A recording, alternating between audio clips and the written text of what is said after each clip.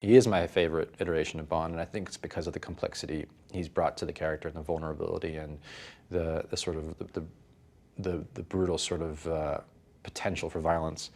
I think it's an interesting combination there, and to be able to take those skills and apply them now to now he has wisdom, right? He has all this experience he's brought in over the last 15 years of doing these films, not only on the filmmaking side, but also on the character side.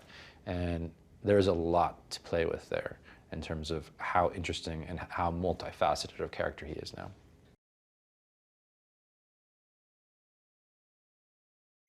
I liked the idea of a villain who, when they look at themselves in the mirror, doesn't see them as a villain, doesn't see themselves as a villain. They see themselves as a savior, as someone who could lead humanity into its next phase.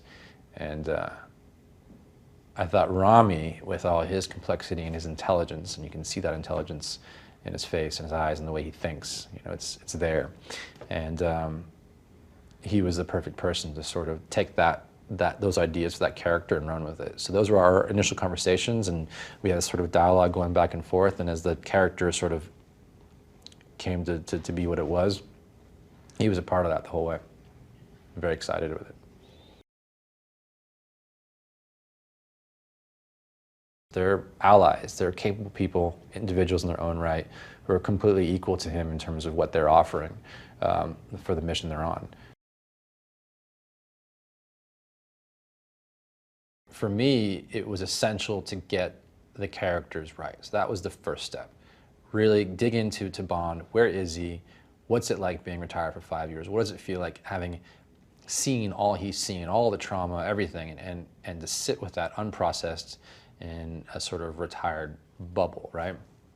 And then be drawn back in the world and let him use those tools that he's so good at again to save the world. And then who are all the people that surrounding him? Who are the people who are going to affect that journey?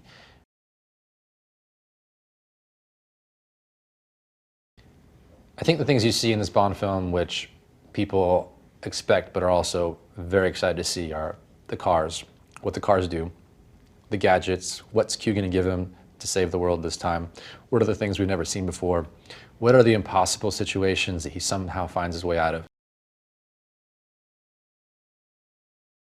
Their creative vision and the way they work together, because I think that is key. Costume and production design, they're not two separate elements. They're all on screen together. And Sudarat, you know, brought so much knowledge and expertise with her team, but also just sort of tireless passion, trying to find the right clothing for characters we've seen many times before, but still make, you know, that little difference in there. But also for the new characters and the sort of the larger masses of soldiers and bad guys and villains, to give them a look that felt, you know, fresh and new. Barbara mentioned early on the idea of going back to Jamaica for this story. I don't want to out her age to anyone publicly, but I guess I will by saying this. She was a baby when they were making Dr. No, the 1-year-old baby. So I think she's very much tied not only to the first Bond film, but I think for her, you know, being there as a child where Bond as a character was created by Fleming, GoldenEye was a short drive away from where we shot this sequence in Port Antonio. So that meant a lot to her, I think, to especially if this is going to be Daniel's last outing, to go somewhere like that has such, I think, meaning for the character. In this case, it's kind of where Bond has gone to retire. So in some ways, he started there, and what we're saying was his plan was to end there until, you know, the dangers of the world draw him back out again. I wanted to add a few new things to it because we obviously saw the guns working in Skyfall, and then the car itself gets destroyed. Spectre gets rebuilt, but we don't know what's inside it at the end of Spectre. We just know they're heading off into the sunset with it. So we kind of had carte blanche to sort of reimagine what's in the car and what it could do, and try to do it tastefully. Obviously, we want it to fit within the narrative and the emotional story we're telling at the beginning of the film, and not feel like suddenly we're veering into, you know, sci-fi gadget world, but also, you know, have a little bit of fun with it too. So there's a few new surprises in there. Lea Seydoux is also an amazing actress and an actress that I've wanted to work with for a while.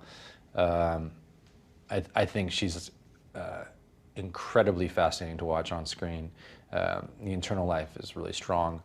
And so in this film, I wanted to give that a chance to breathe.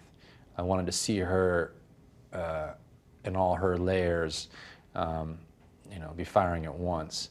And part of that was bringing in some of her backstory, bringing in a sense of understanding, for the audience at least, of who she is and why she's become that person. And then by understanding that, understanding why, then getting it, why she's the right person for Bond, why Vess Berlin wasn't maybe the right person for Bond, even though there was that great love story there. But she is the yin to his yang.